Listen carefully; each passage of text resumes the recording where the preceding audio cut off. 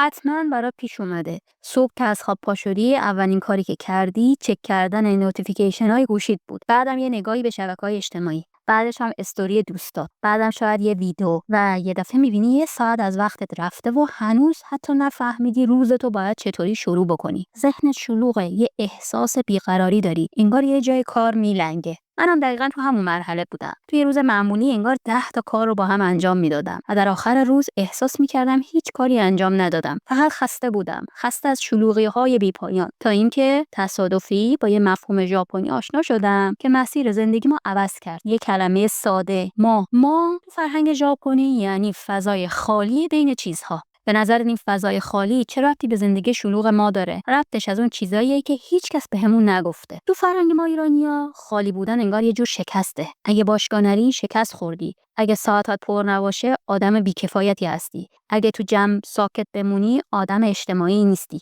ما از خلأ فراریم. میترسیم ازش. اما ژاپنی‌ها برای بیش از 1000 سال به این فضای خالی نه به عنوان یه دشمن بلکه به عنوان قدرتمندترین متحد زندگی نگاه می‌کردن. و امروز میخوام 3 تا از کاربردی‌ترین قوانین زندگی ساده رو از دل همین فلسفه ما باهات در میون بذارم. قانون اول، قانون وابیسابی. یه استاد چای ژاپنی قرن‌ها پیش به اسم سنوری کیو تصمیم گرفت همه چیزو تغییر بده. اون زمان مراسم چای مراسم اشرافی بود با ظروف طلا و تالارای مجلل. اما اون همه چیزو به هم زد. فنجونای طلایی رو کنار گذاشت و به جاش از فنجونای گلی ساده و ناقص استفاده کرد. به جای تالارای بزرگ، یک کلبه کوچیک چای ساخت. مردم میگفتن این که زشته، این ترک‌ها چیه؟ این سادگی بیش از حد چیه؟ اما اون جواب داد این زندگی واقعیه. این فلسفه وابیسابی نام گرفت، یعنی زیبایی رو تو چیزای ساده، کهنه و ناقص ببینی. حالا این ربطش به تو چیه؟ ربطش اینجاست. ما داریم توی مسابقه بی پایان برای کامل بودن شرکت میکنیم. باید توی اینستاگرام پرفکت باشیم. باید رزوممون پر از دستاورد باشه. باید خونمون همیشه تمیز و مرتب باشه. و این نیاز به کمال در حال خفه کردنمونه. یه اضطراب همیشگی تو وجودمون ایجاد کرده. وابیسابی یه راه فرار میده. میگه بسه. قرار نیست کامل باشی. قرار نیست خونت مجلل باشه.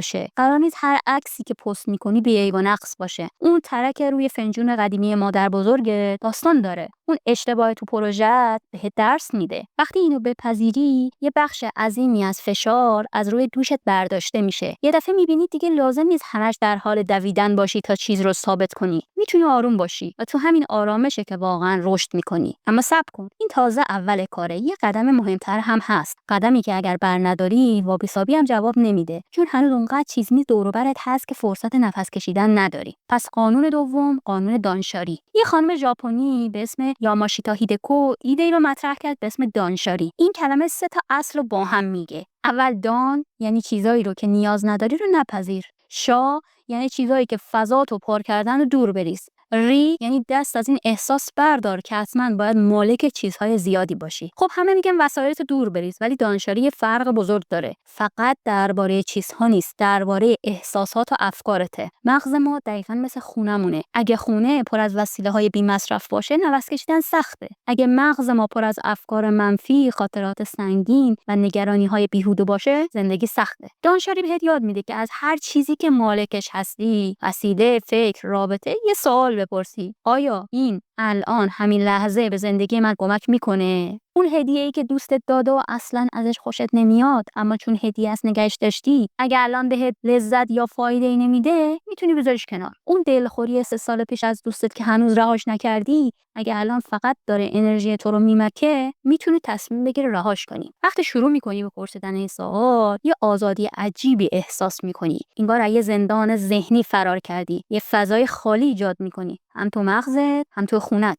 و اینجاست که اون فضای خالی، اون ما معجزش رو شروع میکنه. چون فضای خالی اصلا خالی نیست، پر از امکانه. و قانون سوم، خلق عمدی ما فقط یه تئوری نیست، یه تمرین روزانه است. یادت میاد آخرین باری که واقعا هیچ کاری نمی‌کردی کی بود؟ منظورم اینه که گوشی دستت نبود، تلویزیون روشن نبود و فقط نشسته بودی و بودی. ما از سکوت میترسیم. ما از میان پرده‌های خالی فیلم‌ها حوصله‌مون سر میره. ما فکر می‌کنیم اگه یه رو کاری نکنیم از قافله عقب میمونیم. اما حقیقت چیز دیگه ایه. این فضای خالی خاک حاصلخیز رشد ما هستن. نبوغ اغلب تو حمام به ذهنمون میرسه. بهترین ایده ها موقع پیاده روی بدون هدف به جونمون میافتن. راه حل بزرگترین مشکلمون مثلا وقتی بهمون الهام میشه که به دیوار خیره شدیم. چون تو اون لحظات به مغزمون اجازه میدیم پردازش کنه، ارتباط برقرار کنه و نفس بکشه. اون ماه هست که همه چیز اطرافش رو زیباتر و معنادارتر میکنه، مثل فضای سفید بین خطوط یه شعر که به کلمات معنی میده. خب چطوری ما رو وارد زندگی پرسرعتمون کنیم؟ 3 راه ساده داره.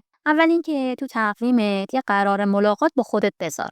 هفته‌ای 2-3 بار، حتی اگر فقط 20 دقیقه باشه، یه وقت خالی تو تقویمت بلاک کن. اسمشو بذار زمان من. تو این زمان هیچ برنامه‌ای نداشته باش. میتونی قدم بزنی، میتونی به آسمون نگاه کنی یا فقط یه جای آروم بشینی. هیچ چک کردنی در کار نیست. این وقت مال خودته. دوم، قبل از شروع هر کار جدید 3 نفس عمیق بکش. میخوای درس بخونی؟ اول 3 نفس. میخوای گوشی رو برداری؟ اول 3 نفس.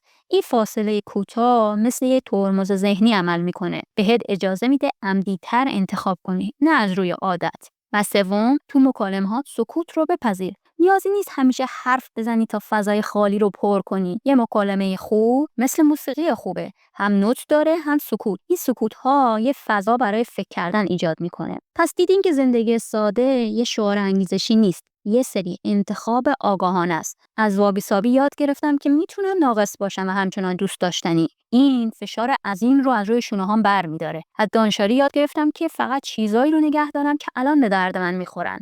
چه وسایل، چه افکار. این بهم احساس سباکی و فوق‌العاده میده. و از ما یاد گرفتم که قدرتمندترین لحظات زندگیم اغلب تو سکوت و فضای خالی بین کارها متولد میشن، نه توی شلوغی. تو هم میتونی. لازم نیست یه شب همه چیزو تغییر بدی. از یه نقطه کوچیک شروع کن. امروز بعد از تموم شدن این ویدیو گوشیتو رو حالت سکوت بذار و برو یه گوشه بشین و فقط به نفس خود گوش کن و به صدای اطراف. فقط برای 2 دقیقه. همین. تو اون 2 دقیقه تو داری مهمترین کار زندگیت رو انجام میدی. یعنی اینکه دوباره داری با خودت ارتباط برقرار میکنی و این اولین و زیباترین قدم برای ساختن یه زندگی ساده‌تر و عمیق‌تره.